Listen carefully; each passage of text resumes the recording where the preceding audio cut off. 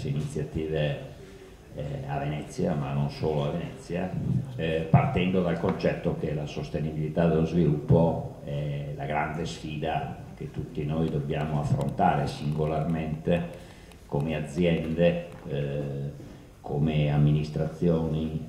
Tutti noi abbiamo di fronte questa sfida importante che ci pone giornalmente. Una volta si diceva nella dicotomia fra sviluppo e sostenibilità, ora tutti sappiamo che non c'è sviluppo senza sostenibilità e che anzi la sostenibilità è un grande fattore di crescita, e quindi da assessore alle attività produttive la sfida viene colta anche con la sostenibilità come elemento di crescita economica e non solo culturale. Quindi quando sento parlare di efficienza energetica, quando sento parlare di riduzione delle emissioni, quando sento parlare di progetti a impronta di carbonio zero, più o meno sono sul mio, e quindi questa giornata ha per me anche un sapore molto dolce, diciamo, di persone che si trovano per discutere e per dibattere su questo. Ieri in giunta abbiamo approvato una delibera che dice che tutti i tetti del patrimonio del Comune di Venezia sono disponibili al solare. Non è una brutta cosa. Con l'assessore Bettin che fa l'assessore per l'ambiente abbiamo detto che forse questa cosa il Comune di Venezia doveva farla 10 anni fa, come tutti i comuni italiani, ma meglio tardi che mai, si dice, no? E quindi siamo molto soddisfatti che comincino a passare anche qui, o continuino a passare anche qui, perché non è una prima. Noi abbiamo tutti i depositi dei nostri autobus, per esempio, sono coi tetti a pannelli solari. Abbiamo diverse iniziative di questo genere, che però sono sempre state iniziative un po' sporadiche, come faceva parte della cultura generale dell'efficienza energetica negli anni scorsi. I numeri che ha ricordato Rizzo adesso sono molto significativi nella capacità del nostro paese e dei nostri comuni di capire questa sfida e attrezzarsi per vincere.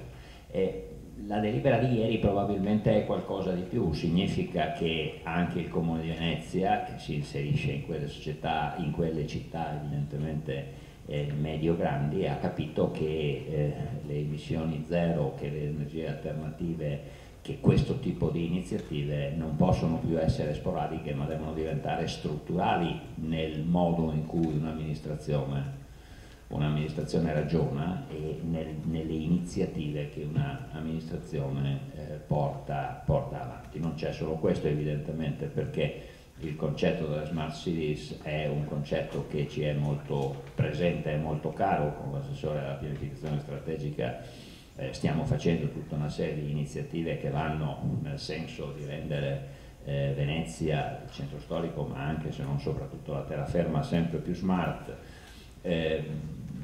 Abbiamo tutti i temi delle isole della laguna che vorremmo far diventare nel loro sviluppo, e la Certosa è evidentemente il prototipo di questo sviluppo, ambienti ad emissioni zero, cioè auto sufficienti dal punto di vista energetico e a footprint zero rispetto alle emissioni.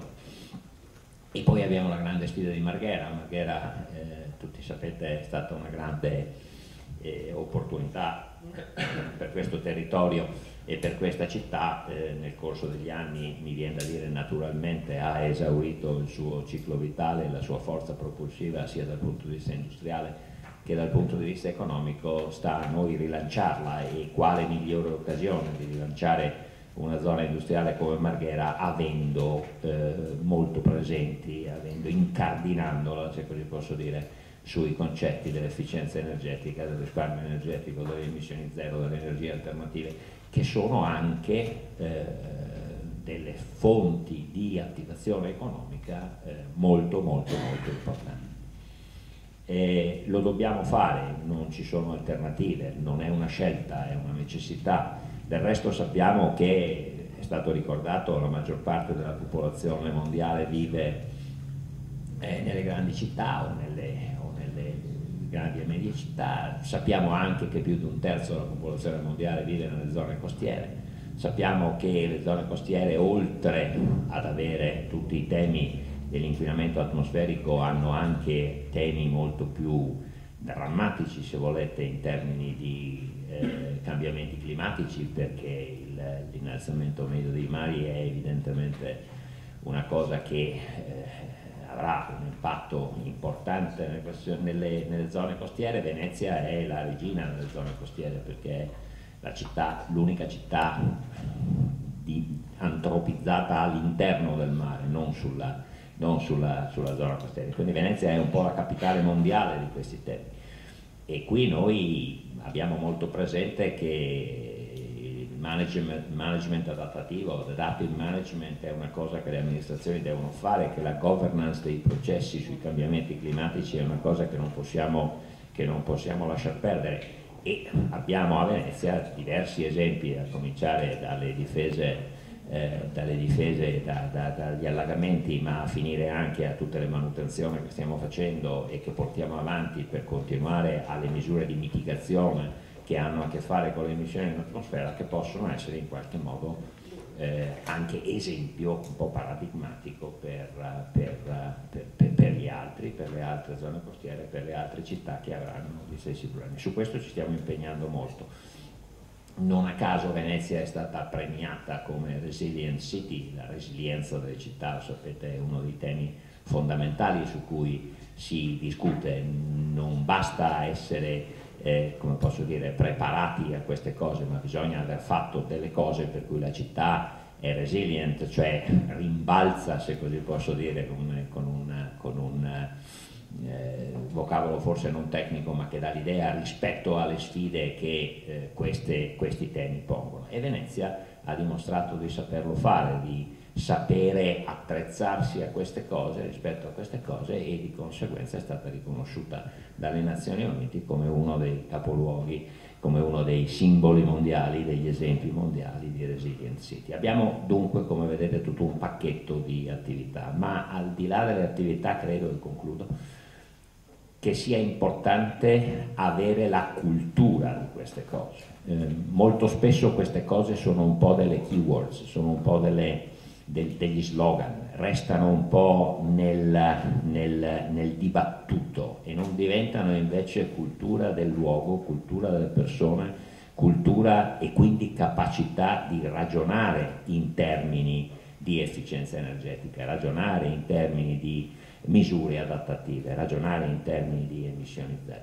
Io credo che Venezia stia facendo molto, non per niente partecipiamo all'interno dell'iniziativa della provincia, di cui immagino parlerà il mio collega Dalla Vecchia dopo, al patto dei sindaci, che è una cosa estremamente importante, perché è quel modo che fa sì che la cultura di chi magari è un po' più avanti si diffonda anche a chi magari è un po' più indietro, e quindi i livelli, diciamo, porti in equilibrio la capacità dei territori di reagire e di agire su queste cose, perché è ovvio che qui stiamo parlando di fenomeni globali, non stiamo parlando di fenomeni di Venezia o di Padova o di Milano o di Genova o di New York o di Tokyo o di Hong Kong, stiamo parlando della globalizzazione più spinta. La globalizzazione degli effetti climatici è di 3 ordini di grandezza superiore alla globalizzazione dell'economia, per esempio, no? E quindi è ovvio che non basta che le singole città si attrezzino, bisogna che interi territori omogenei per dimensione, per problemi, per evenienze reagiscano assieme. E quindi queste iniziative di cui parliamo oggi sono quelle che fanno sì che una cultura comune si espanda e che attrezzi i territori per poter fare questo. Come vi dicevo, mi dispiace non poter stare qui a parlare con voi di queste cose.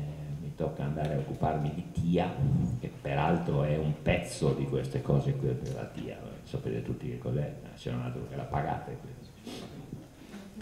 È un pezzo di queste cose qui proprio perché attraverso la TIA si possono anche provare a fare cose di questo genere, si possono provare a mettere in pista politiche che non siano soltanto di bilancio dei comuni, ma anche di bilancio energetico, di guardare al futuro. La nostra società un po' lo fa, vorremmo che lo facesse sempre di più, ci stiamo attrezzando per fare anche della nostra società, che si occupa di acqua, di rifiuti e un po' di energia, un campione di efficienza energetica e di rispetto del territorio rispetto ai cambiamenti climatici. Grazie ancora per l'invito, buon lavoro a voi, io vi devo lasciare, ma sono qui nello spirito.